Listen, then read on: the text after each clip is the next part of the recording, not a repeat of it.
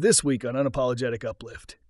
I was called a clothing Nazi. I was called a Karen in all caps. Yoga pants, leggings are not meant to be worn as clothes. I personally do wear yoga pants. I call them my favorite uniform. Everything with clothing is way more than just clothing to me. I never had hate until now. Wait a minute. Why do I get in trouble for being cheeky? People can't handle other people having a different opinion. I don't want to grow BS. It makes it real. And I would be very defensive. Everyone will have an opinion. Who am I trying to convince? You're not on their radar. When you're in the midst of traumatic experiences, anything we put on the internet, you're told, watch out for this person, watch out for that person. People, listen. Everyone is struggling. I didn't realize we had to be brave for the rest of our lives. I can't get upset about something that was cheeky. It doesn't make me feel bad. I know my part in it. Completely ignore it. Otherwise, you're adding fuel to the fire.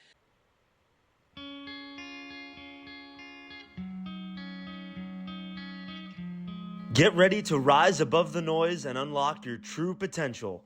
Welcome to Unapologetic Uplift, the podcast that's all about keeping it real and helping you live your best life. Buckle up, get ready to learn, grow, and evolve with us on Unapologetic Uplift. New episodes released weekly.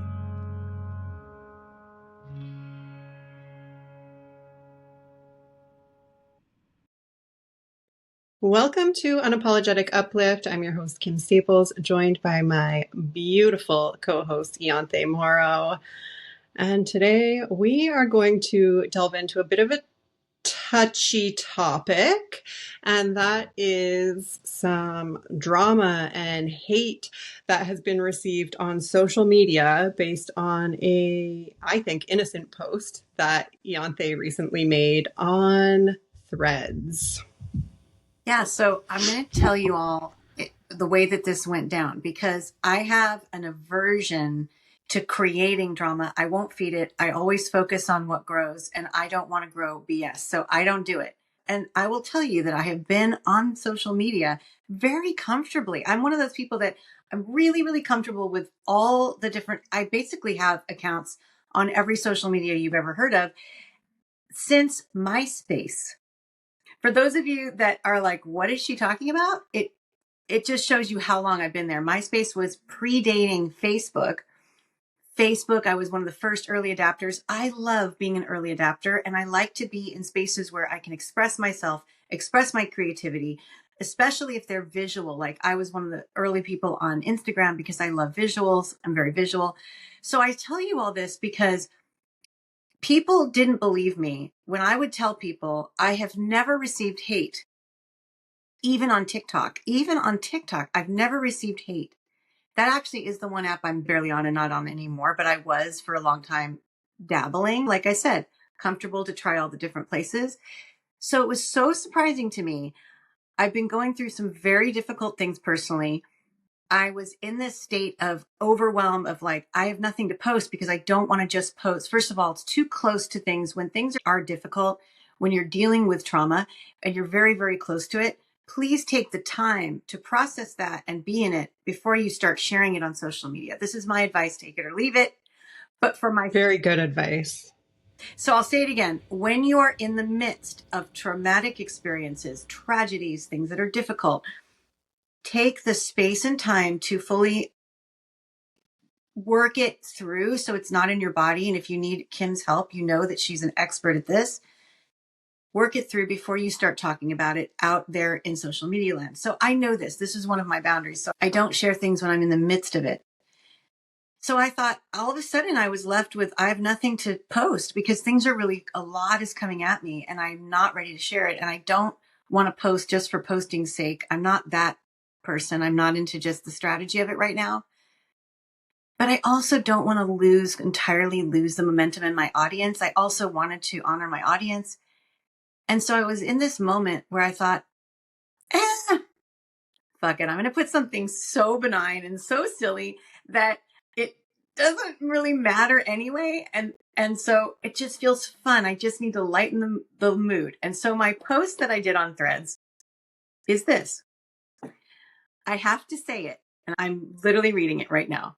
Yoga pants, leggings are not meant to be worn as clothes. You won't change my mind. And then I did the laughing emoji because, of course, there's so much you could pick apart about that, but it's obviously I'm joking around. And so many people wear them as clothes, which is why it's funny. And I purposefully didn't say unpopular opinion. That's very, which is like a thing you could say.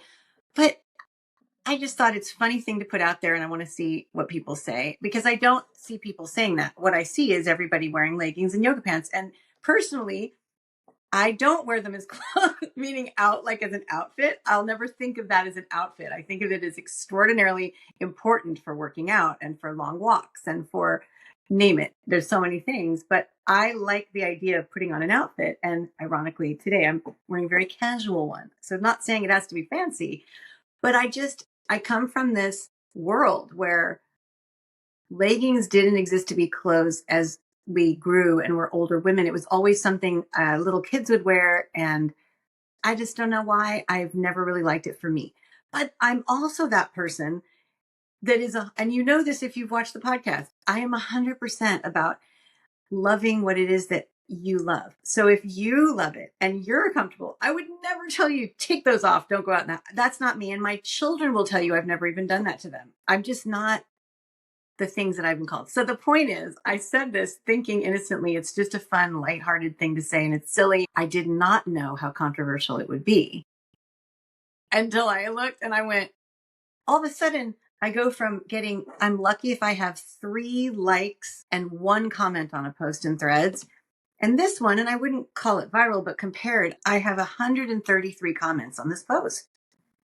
Yeah, so comparatively speaking, that would be considered viral for you. And at a time when controversy is something you just don't need or want, there are some things and times where I know you'd be willing to share an opinion that might be controversial. But in this instance, it was not meant to be controversial. It was meant to just be an opinion, take it or leave it. No judgment. I personally do wear yoga pants. I call them my favorite uniform because I wear them a lot. I'm cool to wear them all week long as I'm doing what I'm doing. Anyways, I think the timing was just really unfortunate because the last thing you need right now is people tearing you apart. It made me laugh, though, to be fair. It actually was a delight for me, which might tell you that I'm in a weird space. I started laughing out loud and I thought, this is hilarious. The lengths that people will go. First of all, they're this bothered that they have to create a comment that's negative and then say things to me that have nothing to do. The amount of assumptions, and I'll read some of them to you because they're funny. Like this one's a good one. Way to alienate your customer base in just 2 sentences. We read bios.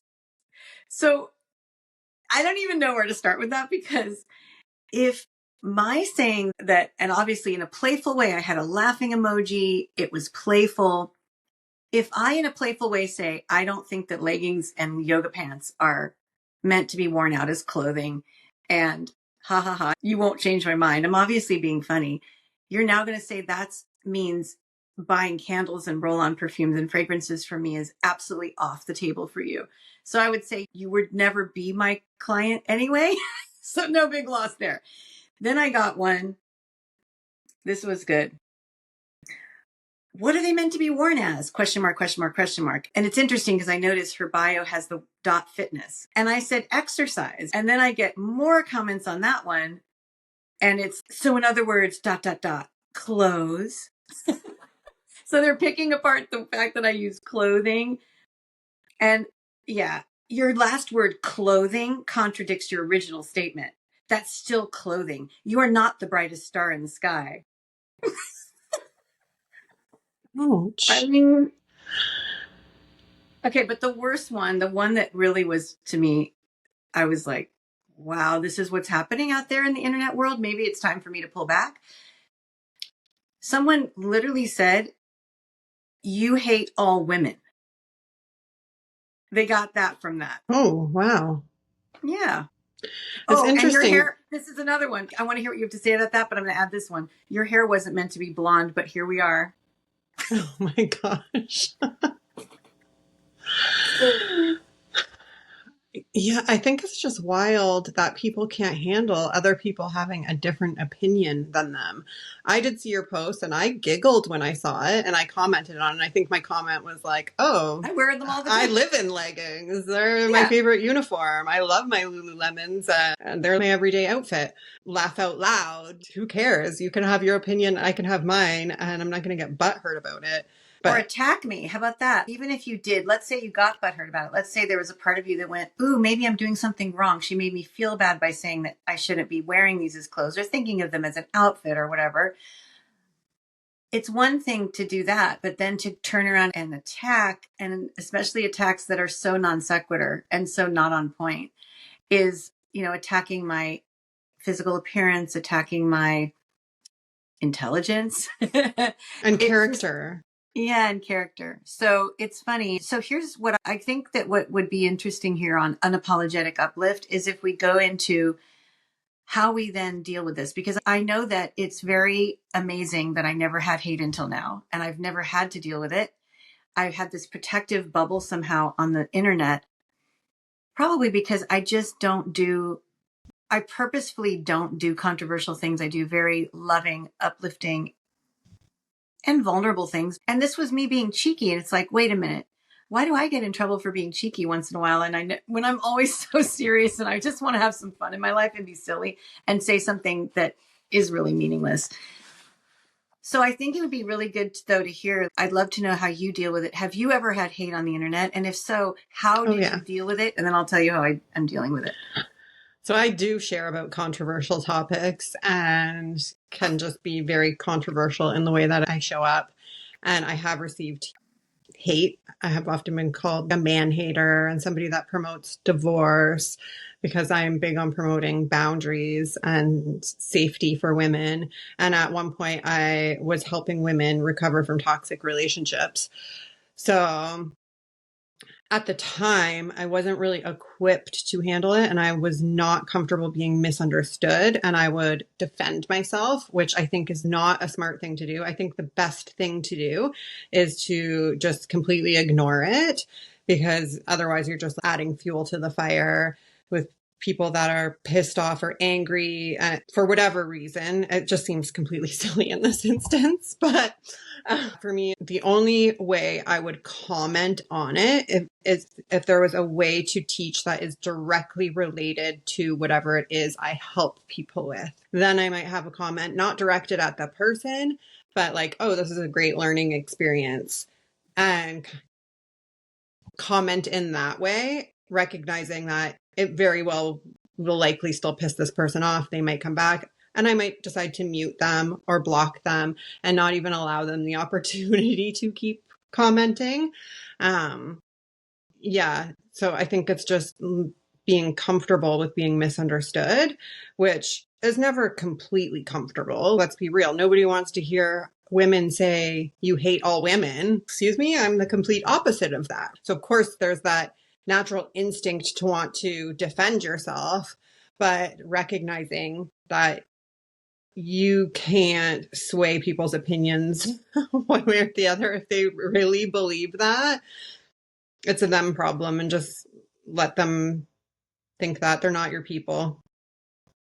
Exactly. And I love how you brought up misunderstood. It's very uncomfortable to feel misunderstood. And it goes back to, makes you think of the 4 agreements with don't make assumptions. When people make assumptions about something, about me, based on one thread, it feels very unfair. And I too do not respond. And I have this wonderful saying, which is to defend it makes it real, which I learned. Yeah. And I learned that in Al-Anon, and it's to defend it makes it real. And I had to really think about that when I first heard it. And because I would be very defensive when I felt that something was unjust. And especially if I was personally being unjustly represented, I felt like I had to defend that. I had to prove that they were wrong and they didn't know me and they weren't giving me a chance or whatever it was. Yeah, But that's how it was for me too. Yeah. And the thing about that is, I want to say, forgive yourself if you're listening and you do that. Please forgive yourself. We've all done it because it's natural.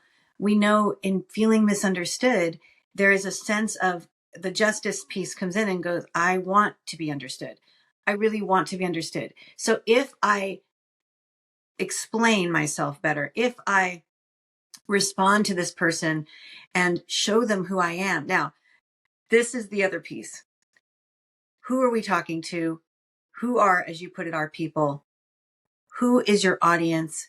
So in other words, when I look at the threads and the people that were mean, every single one of them has a plus next to it, meaning I don't follow them yet. Of course, I'm not going to. When you show me who you are, I believe you.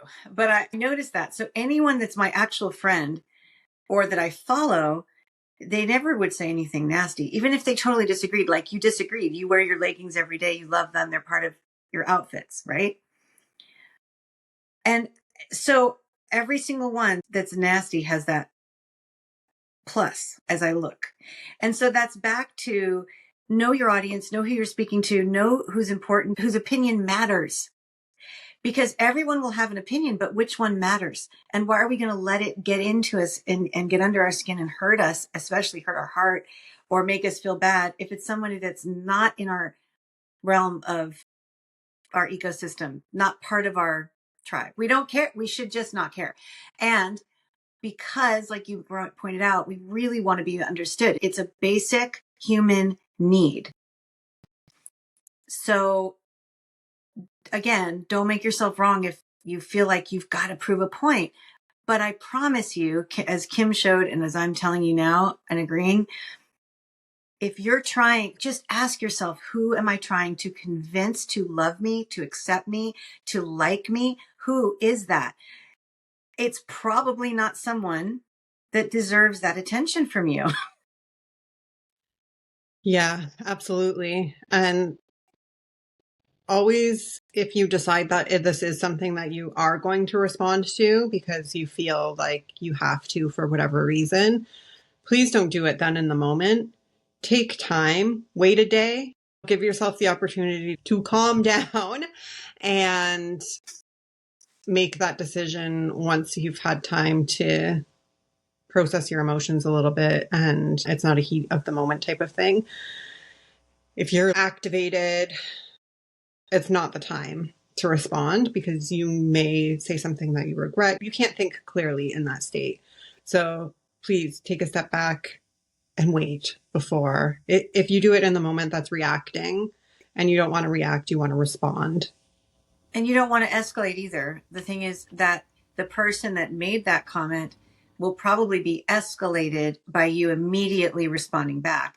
And I do have a sacred pause. I do give myself time. It's not always 24 hours, but I will say, as a rule, it's lovely if you can wait 24 hours. It really is, because you'll wake up with a completely different, maybe you won't. Maybe you'll have exactly the same thing you wanted to say, but there's no harm in waiting.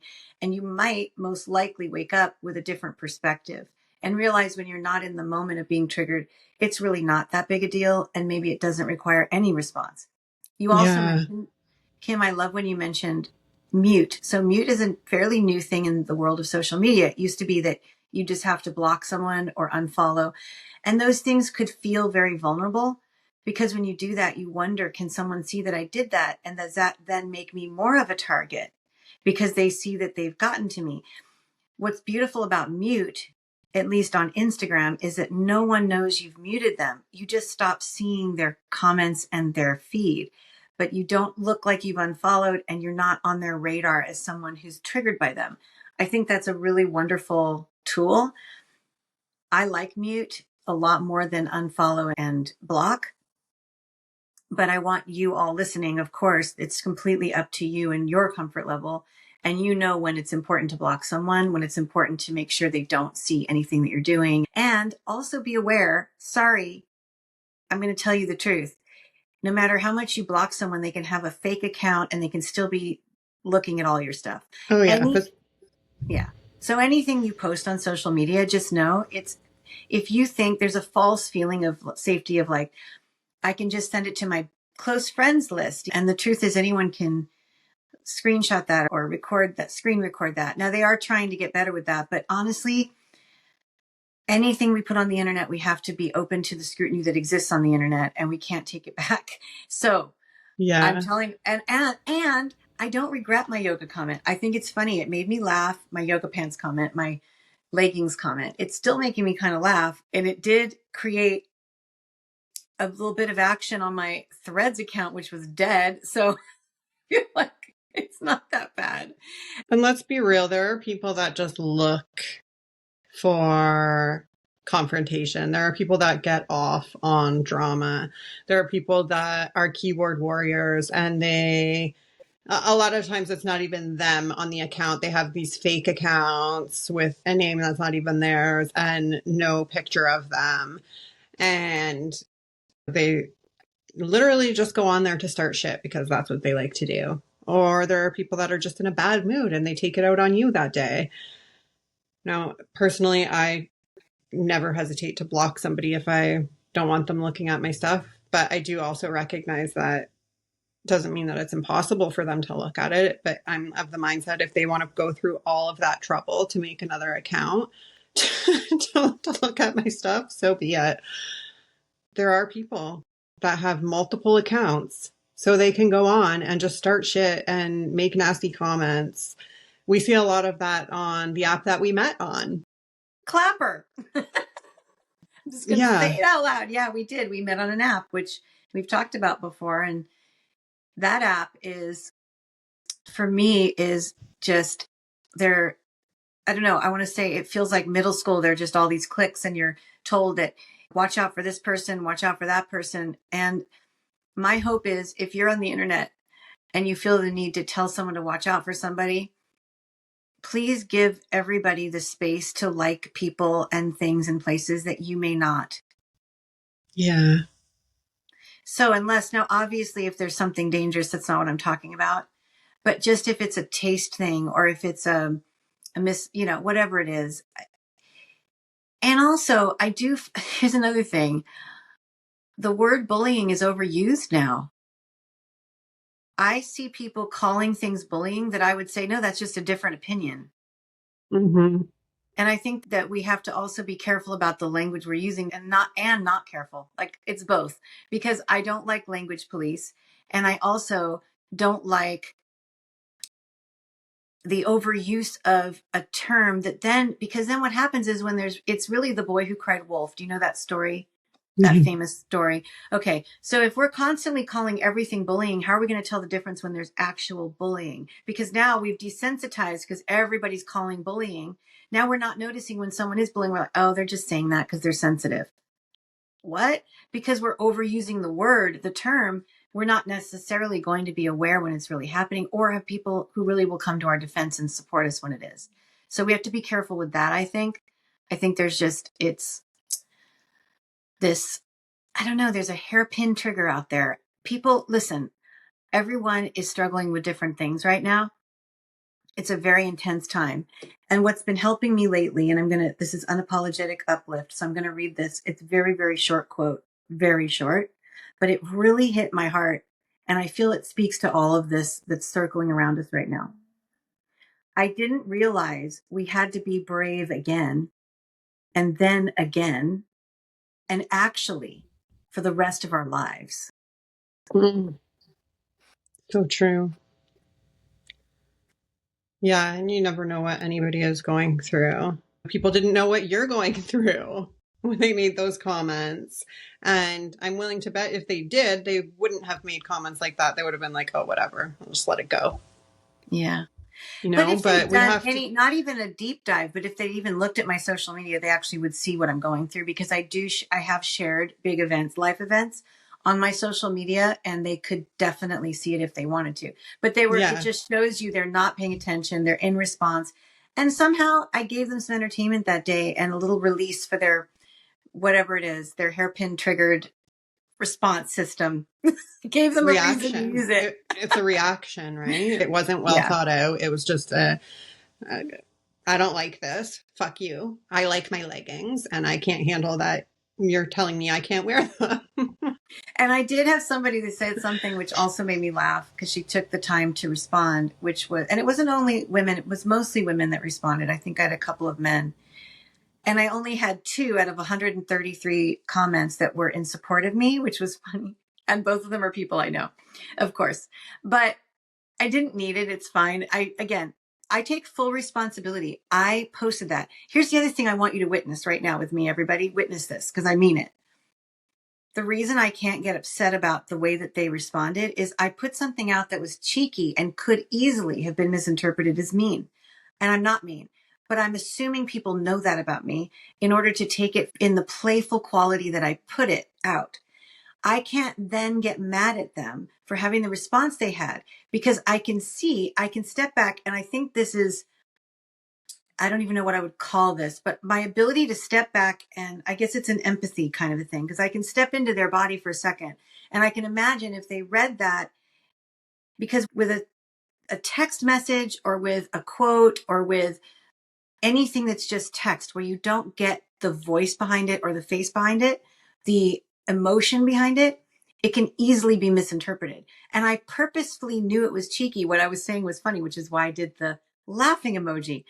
But I can see how it'd be misinterpreted. So why would I then fault people? Now, of course, it does show me too, there are these people that just want drama porn on the internet and that's all they're doing. Fine. But it doesn't bother me. It doesn't make me feel bad. It is what it is. But I know my part in it. I guess that's what I'm trying to say. I know my part in it. And therefore, what am I going to do? Get all upset? Because then it just it gives them more power. If I'm just going, I can't believe these people would, but instead it was like, wow, this is kind of a fun distraction from how hard my life is today. And I'm laughing at it. I'm also not liking it. So I know that what I'm going to do in the future is not do posts that can be so easily misinterpreted. And I certainly don't want to come across ever as a person who's judgmental, or what I've been called I was called a clothing Nazi. Oh, I was also, for the first time in my life, at least to my face, maybe people have said this behind my back, but I was called a Karen in all caps. Yeah, so that was good too.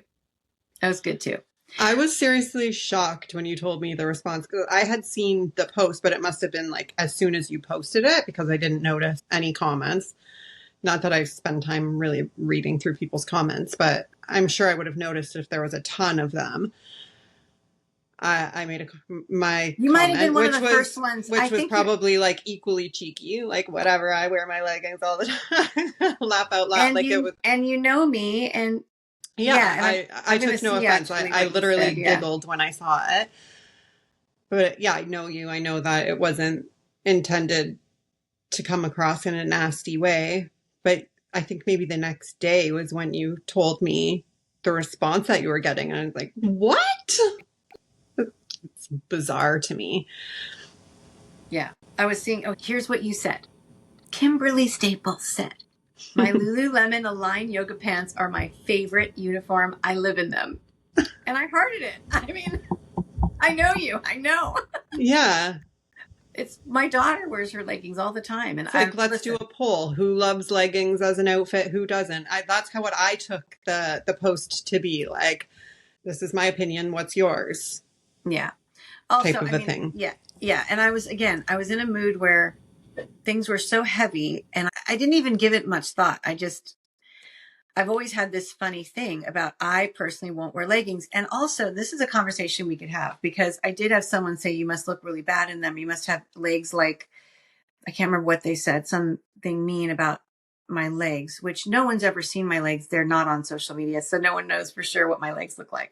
But, I think what would be interesting to look at here too is this does not have to do actually with my body shape and size. I've been many shapes and sizes, and I've been what would be considered the perfect shape and size for leggings. I've been that in my life. I was an actress. I was a model. I worked on my body. It was part of my job. I'm sure that I would have looked amazing in them, but it never felt like that was me getting dressed to go in an outfit. It just didn't feel like me ever. I've always, even going back to middle school, I'm a person that loves to wear long dresses. I'm an extremely modest and demure dresser. But again, what I love is that everyone gets to be who they are. So when I say leggings aren't clothes, and I'm being funny and cheeky, but the truth is, what I really mean is, for me, they're not. And if they are for you, I love that for you. It's just not for me. So, Yeah. and it doesn't, again, it's not even it doesn't matter what shape or size my body is. It's not about that. And I do love women that wear leggings in all shapes and sizes, because again, if that's what you're comfortable in, if you feel good and that feels like clothes to you, then guess what? What does it matter what I think? Like, let's just be Exactly. really strong in who we are and not mine. And if Ianthe doesn't like leggings for her, that's fine. Kim loves them. Like, Yeah. And the exact way that you just described it was exactly how I received that post. Clearly, because I know you so well. But I think even regardless of who I saw post that, I wouldn't receive it as being attacked or. and then I went further because I was being really cheeky, because I'm like, this is funny. So then my post, the next one, which got no comments. In fact, maybe it got, this is actually, let me look back really quick. So the next one got 5 comments. Let me see if anything is controversial, because I didn't even look. No, just sweet stuff. I said also, a hoodie is not a sweater. Threads really brings out my bratty side. I have this thing, like, my kids know this about me. They'll say, I got to go grab my sweater. And they're talking about a sweatshirt or a hoodie. And I say to them, that's a sweatshirt or a hoodie. It's not a sweater. Would you like to see what a sweater is? Because that's not a sweater. A sweater, it's a fabric thing. So forgive me. Here's the thing, my background, okay? Because I was in theater, and in theater, when I went to a conservatory for college, I didn't go to a regular college. I went to a trade college for actors. And one of the things that we were led through in the acting world in this conservatory, and it's called, by the way, PCPA Theater Fest, Pacific Conservatory of Performing Arts. So if anyone was there with me or knows about it, hello. We learned about costumes. And when you learn about costumes, you learn about fabrics, you learn about what everything is called. You have to have this language so that you're able to work in the costume part of theater. So I think it just stuck with me. So there's certain things I would never call a sweater a sweatshirt, because first of all, if I did that, the costumer would pick the wrong thing off. They wouldn't know what I was talking about. They wouldn't design the right thing for the character.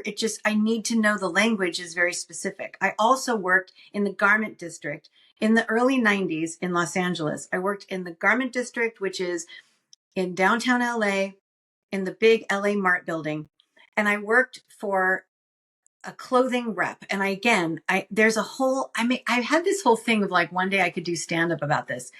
In so many different industries, and you've probably had this in the fitness industry, Ken, but in so many different industries, you have a whole new set of language that you have to learn within that, right? So I remember when I first was in there, and I was learning in the garment district, for instance, in that job. And I was learning from my mentor, and she was talking about, I watched her working with a client, and she had all these clothes she was getting out. And she started saying, and this works back with this. And then this works back with this. And then this is for resort. And this is Missy. And these were all words and concepts and phrases that aren't in our normal vernacular. And I had no idea what she was talking about. And I had to learn it. So I think that because I've had this experience, and then I was a stylist also. I was the first stylist on the very first Talk Soup. I was the stylist for the show host, which meant that I chose the wardrobe and clothing that they would wear for the show. And I had to work with different brands and things like that. And I'm telling you, this is so early 90s. It was like 1992. So way before the internet, way before brand deals and all that stuff. And that's what I was doing. So I think that way, and again, with my own kids, I can correct them. If you were to say to me, you're grabbing a sweater and it looks like this, which to me is a sweatshirt, not a sweater, I wouldn't correct you, Kim. I would not. I wouldn't do that to like grown people. But for my own children, I tried to teach them the things that I learned. Yeah. Makes sense. And it makes sense why you feel certain ways about clothing. Well, okay. I actually feel massive ways about clothing. And since you brought that up, the whole point of this is I am super, super serious about how clothing makes me feel. And there are people that don't at all have that. And I'm going to tell you something else about clothing. It's beyond how it makes me feel. part of my memories are all connected to clothing. I will give you an example. I can tell you what someone was wearing and not know their name, but I can remember the outfit they wore. Also, when there was a traumatic event that we had when we moved across the country, we had hired a moving company, and the moving company was not just unethical, they were crooks, they were criminals. They stole $4,000, which was our deposit of money.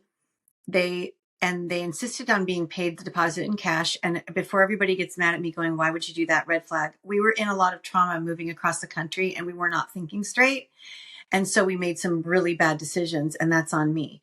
But we did give them 4,000 cash, which disappeared. And they took every single thing that we owned, and they gave us this tracker to watch it. We watched them load everything we owned onto this big truck. And then we watched the tracker and it stopped. And they said, oh, the truck broke down. Don't worry. Well, anyway, cut to the chase. It took us 4 months and a sheriff and 3 police officers and flying across the country twice to be able to recover our things, which we finally did get to recover. But my point of this is, when I was in that trauma of imagining losing every single thing I owned, except what we had driven across the country with that fit in our car, which was very little because we had a big dog. We just didn't have a big car. We didn't have a lot of stuff. The one thing that made me cry from that deep place of like, I can't lose this. And I'm saying I had photographs, I had jewelry, I had my mom's ring my grandfather had given her when she turned 16 that he had saved for years to be able to afford this ring for her. I mean, just things that meant so much that were physical objects. But the thing that made me cry was the pair of shoes that my son walked in for the first time. And when I would picture those shoes and imagine never seeing or holding them again, I could not stop crying from such a deep place that I thought something's wrong with me. But it goes back to this, my relationship to clothing. It's like our armor. It's our expression of who we are. In fact, if I go back to my early days as a stylist, it's probably one of the best things I've ever done in my life is to be a stylist, because I love to be able to look at people and say, I want to dress you in this way because it's going to bring out the best in your personality, not because it's what I love, but because I want to accentuate who you are. And I want you to feel empowered. And we can do that through our clothing, which again is like an armor, like a safety net, it's very important to me. So my little leggings quote, which got a lot of hate, comes from a very deep place for me.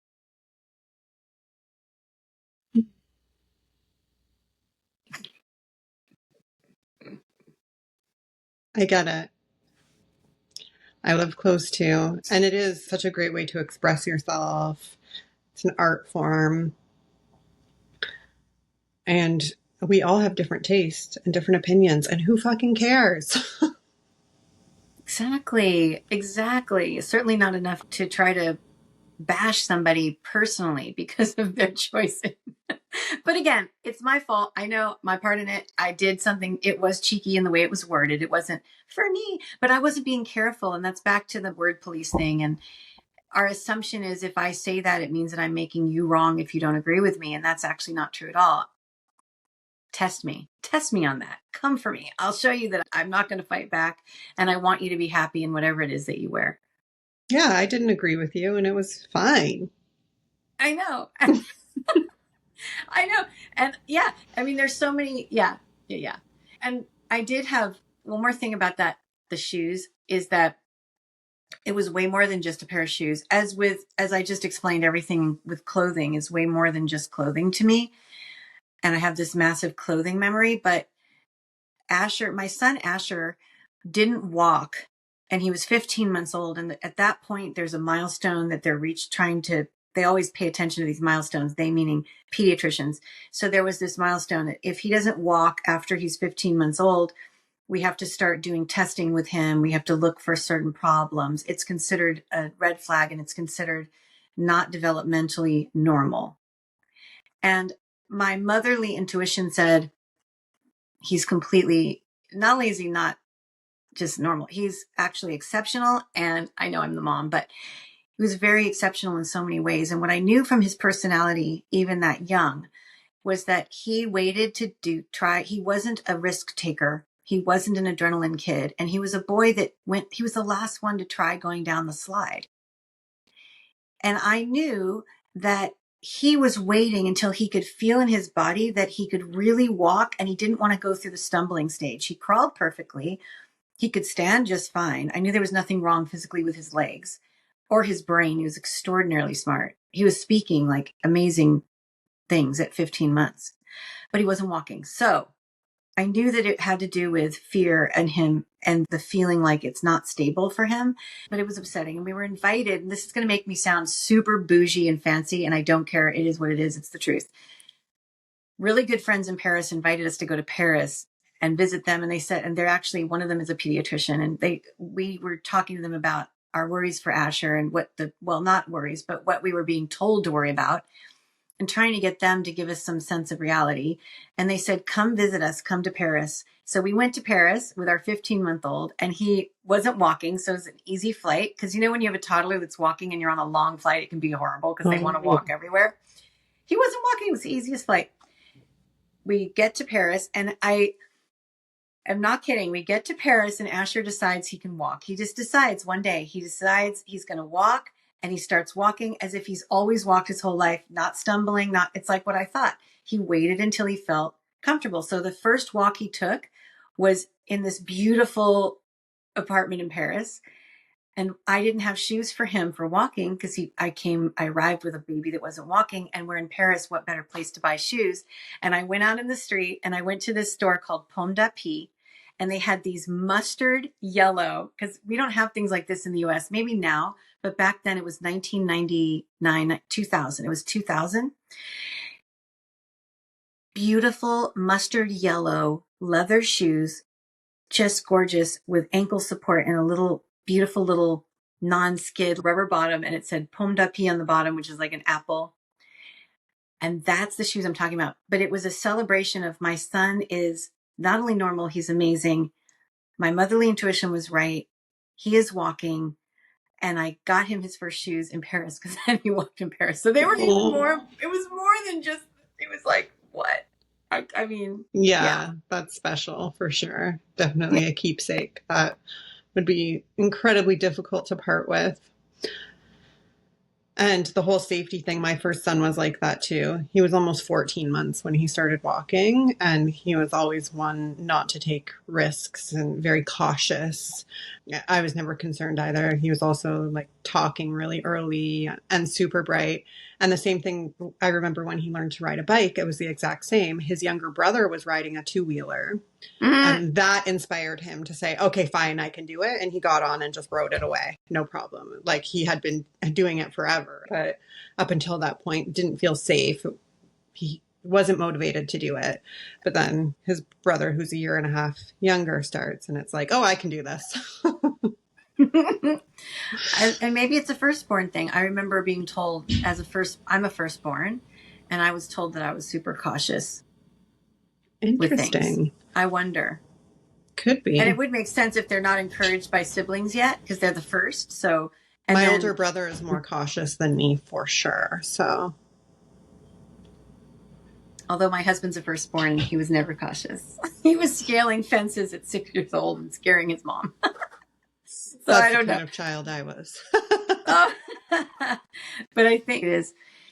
So, as usual, we go to some really fun places. We start out with hate on the internet, and we end up with just very meaningful, the ways that we attach meaning to inanimate objects is interesting. And the other thing I learned, though, in that potentially losing everything and not knowing if we'd ever get it back, was it surprised me. There was a part of me that was relieved because I thought, I don't have the burden of having all this stuff. And now I really, truly just focus on what matters. Yeah, that's something that I have worked through, actually. We downsized a few years ago from a very big house to a normal size house and got rid of a lot of things. And I noticed this attachment that I had to stuff. And I committed to being a minimalist at that time, where I was like, I don't want an attachment to stuff and I don't want lots of stuff. I think there is something to be said about being able to just let things go. But I also do understand having an attachment to some things. Yeah. And it's, the timing of this conversation, I raised my children in Pacific Palisades, California, and I started my business there. And I kind of raised myself there since I was 23 years old. And it now doesn't exist. The entire town was burned to the ground. And everyone that I know, with the exception of just 2 people, lost everything physical in that fire. And my children who had moved back recently lost everything. And I've been helping them through that. And what I learned about fire years ago on a field trip I went on with my kids, it was this really cool field trip for a company called Tree People that protects the environment and plants trees and has this beautiful area in Los Angeles where they have a protected area and they show the kids about stewardship of the land. And it's a beautiful field trip. And a lot of things on that field trip stuck with me. And one of them was there are certain plants and flowers that cannot grow until there's been a fire, that their seeds will not germinate until there's been ash and smoke and fire and flame and burning and hot.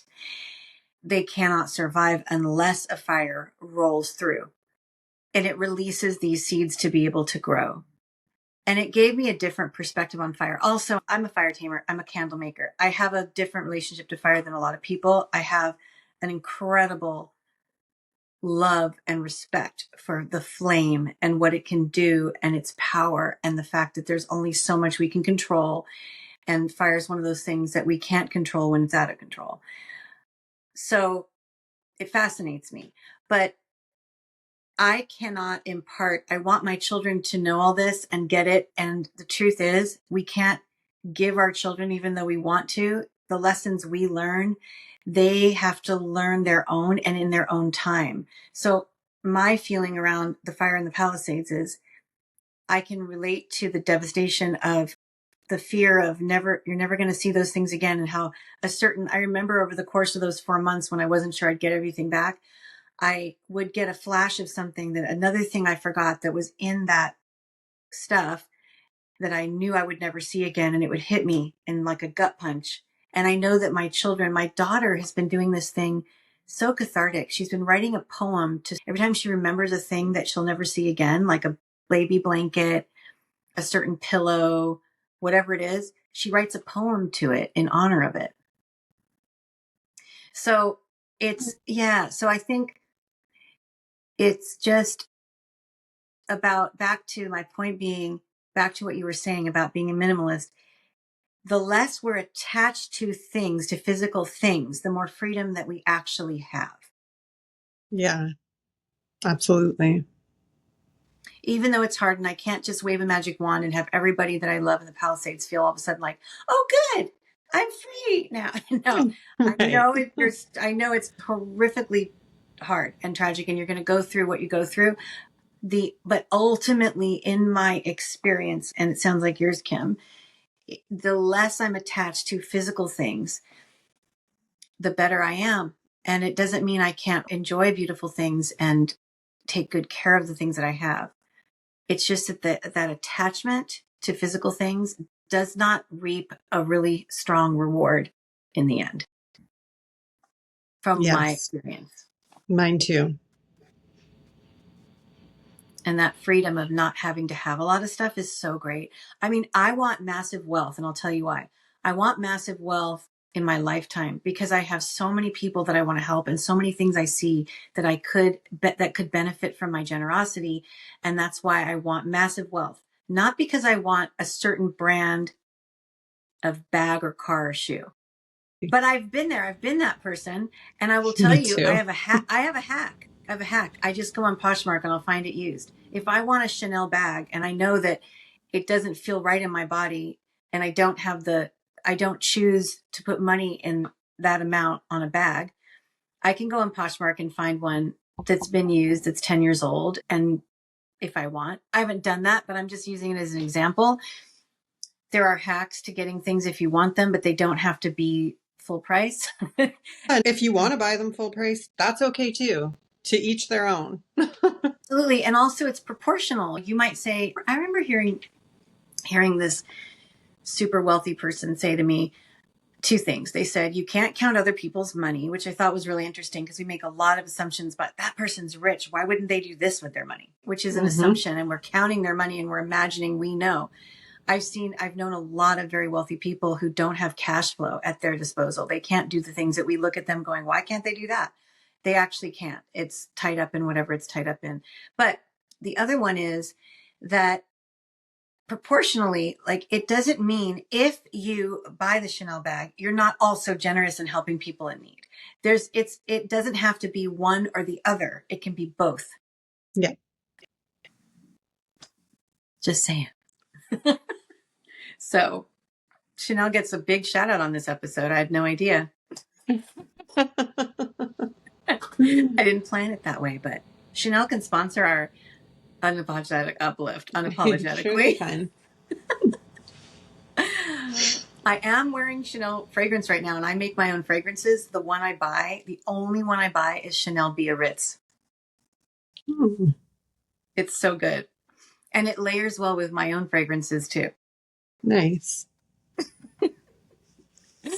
All right, it's a good place to end. We're getting silly now. Now I'm going back to being cheeky, and I'm going to make some controversial comments. Make haters come at me. It was great to spend this time with you.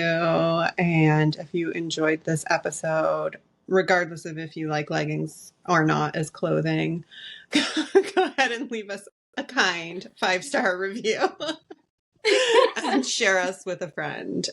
We'll start a trending hashtag, Team Leggings, Team No Leggings. Yeah, seriously. I'm Team Leggings. Team No Leggings. Turn on notifications so you don't miss our next episode. We love you and look forward to seeing you next week. Thanks for joining us on Unapologetic Uplift. If you enjoyed today's episode, please share the love and tell a friend about us, and give us a review. Please don't miss a thing.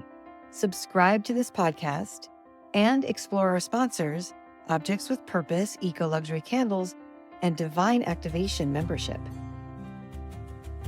Objects with Purpose is more than an eco-luxury candle brand.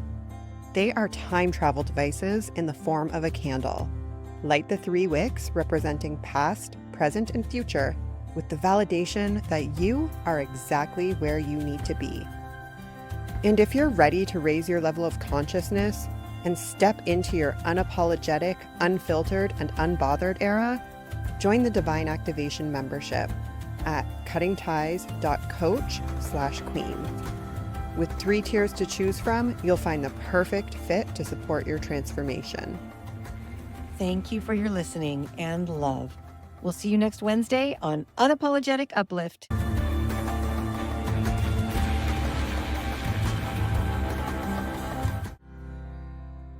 Welcome to the Divine Activation membership, a movement for women that are ready to raise their consciousness and step into their unapologetic, unfiltered, and unbothered era. With your heart, live authentically and become the magnet for all of your soul's desire.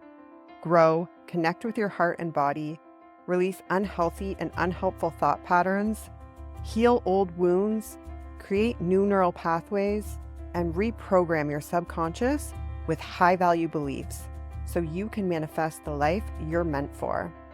Ready to take a break from what's holding you back? Visit cuttingties.coach and join the Divine Activation membership today.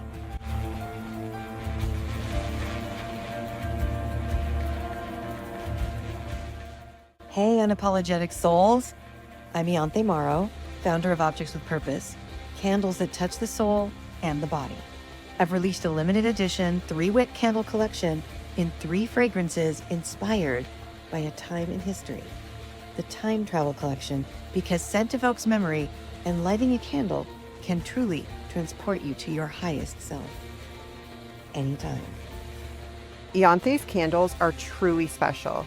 Clean, safe, even for the body as a solid perfume or massage oil, and smell amazing. But what truly fills her heart is empowering others to be seen in their best light. In 2020, when the 200 stores that sold my candles across the country closed their doors, I knew it was time to give back. I started guiding others to launch their own candle companies and design candles and fragrances for other brands as a way to share light in a dark time.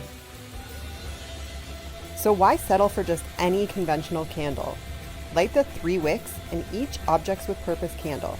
You're supporting handmade in California, small batch, artisanal, eco-luxury, and treating yourself to a memory-evoking evolution.